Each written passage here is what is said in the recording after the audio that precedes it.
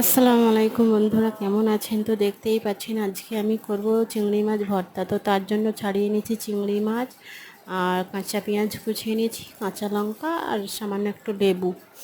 তো দেখতেই পাচ্ছেন ছোট ছোট করে কুচি করে নিয়েছি, লেবুটাও একটু কেটে নিয়েছি। কেটে নেওয়ার পরে এবার এটাকে আমি ভালো করে সামান্য লবণ দেব। দেখুন,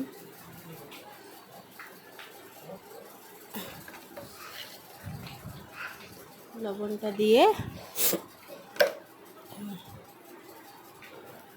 ভালো করে হাত দিয়ে মেখে নেব। তো দেখুন আমার সব মাখাই হয়ে গিয়েছে, কত সুন্দর হয়েছে। এবার এতে আমি অ্যাড করে দেব লেবুটা। দেখুন লেবুটা দিয়ে দিলাম। তো লেবুটা দেওয়ার পরে আবার ভালো করে একটু মেখে নিয়েছি। মাখার পরে কাঁচা সরষের তেলটা অ্যাড করে দিচ্ছি। দেখুন, কারণ